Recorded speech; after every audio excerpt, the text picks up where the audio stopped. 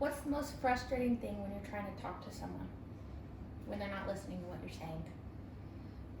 It's one of the major issues, especially in the workplace.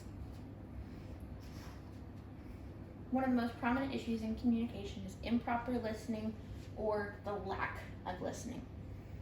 There's a multitude of issues of frustration for the speaker, including them being frustrated because nobody's listening.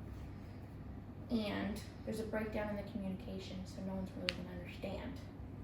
And there can even be a misinterpretation of the message, meaning they're not going to understand what you're talking about. Ultimately, the communication fails and information is lost, and you won't get your point across.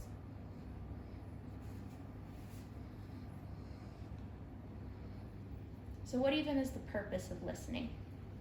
Do you really need it? Is it that important? Depends on who you ask. One of the purposes of listening would be to focus on the message being communicated.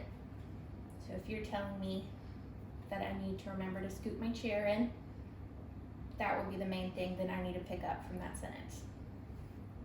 You would also gain full understanding of the topic and the message being conveyed to push in your chair.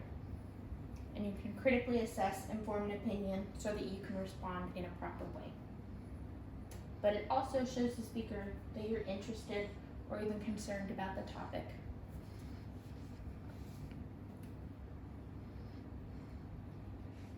How can you do better, or solutions to become a better listener? One of the things is you need to maintain eye contact. If you're not maintaining eye contact, how does the speaker know that you really care about what they're saying? You can also summarize or reword what they're saying and speak it back to them so that you understand. You're showing them you understood what they said.